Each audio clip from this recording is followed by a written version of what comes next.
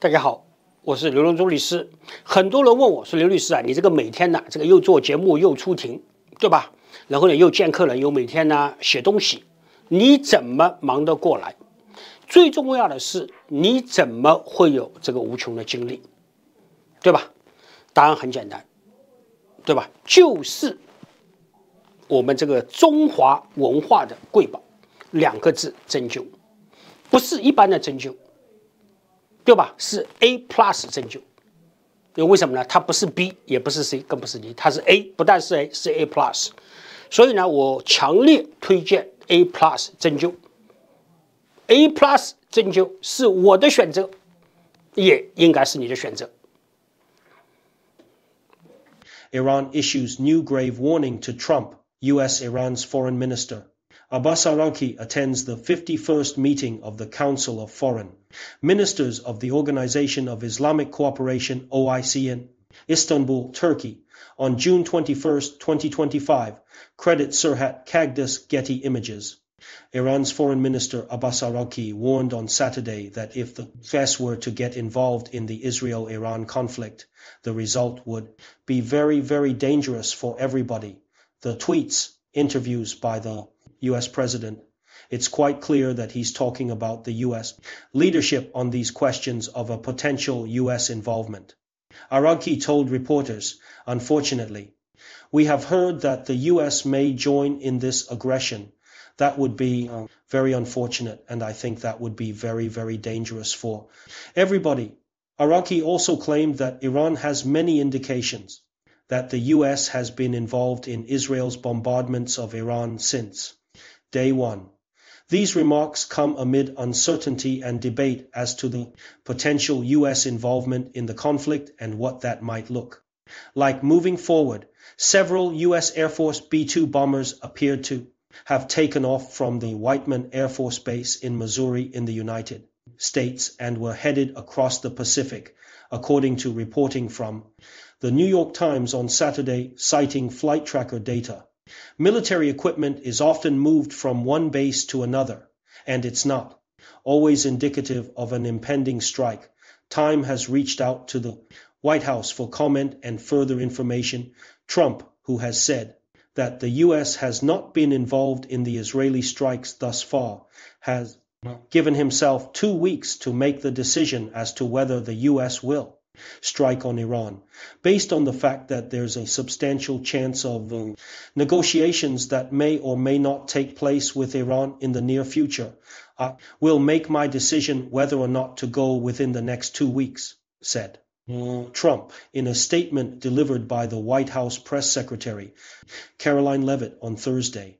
Leavitt went on to add that if there's a chance for diplomacy, the president's always going to grab it, but he's not afraid to use strength. As well, the US and Iran had long been engaged in talks in the hope of reaching a nuclear deal. Read more. How Netanyahu pushed Trump toward war. Officials from both countries were set to meet in Oman's capital of Muscat last weekend for the next round of nuclear discussions, but Oman's Foreign Minister Badr al-Busaidi announced that, in light of the Israel-Iran active conflict, those talks would no longer be going ahead. This came after state television reported that Iran's foreign ministry spokesman Ismail Baghai called nuclear talks with the U.S. meaningless, while Trump has called for Iran to return to the table. Iranian officials appear to be reluctant. More in World, Xi and Putin. Present united front over Israel-Iran crisis in veiled message to Trump, CNN, DARPA smashes wireless power record, beaming energy more than 5 miles away and uses it to make popcorn. Live science. The country that produces the most onions in the world, tasting table. In order for us to come back to diplomacy, the aggression should be stopped, Araqi said. On Saturday, I cannot go to negotiation with the United States when our people are under bombardment. Under the support of the United States, Trump has stated multiple times in the first months of his second term that a deal with Iran would have to include a ban on the nation enriching uranium, something that would allow them to produce nuclear weapons. He has also called for something more permanent than a ceasefire. We're looking for better than a ceasefire, Trump told reporters on Air Force One on June 17th as he left the G7 summit. A real end, not a ceasefire, an end, giving up entirely. Trump later doubled down on his view of what Iran should do via a post on his social media platform, Truth Social, writing, "Unconditional surrender, read more. Here are the top Iranian generals and scientists targeted and killed by Israeli strikes." However, Trump has delivered cryptic responses when asked exactly if and how the US might get involved in the Middle Eastern conflict. On Wednesday, when asked if the US is moving closer to striking Iranian nuclear facilities, Trump said, "I may do it, I may not do it. Nobody knows what I'm going to do. I can tell you this, Iran's got a lot of trouble. They want to negotiate." I said, "Why didn't you negotiate with me before? All this death and destruction," he later said in the Oval Office. "I like to make the final decision 1 second before it's due, because things change, especially with war." Meanwhile, Iraqi's new warning is the latest in a long line of stern words and threats from Iranian officials in regards to a potential US involvement in the current combat. Read more. Iran's supreme leader calls out Trump threatens irreparable damage if US joins Israeli conflict. On Wednesday, Iran's supreme leader Ali Khamenei threatened irreparable damage if the US joins the Israeli conflict.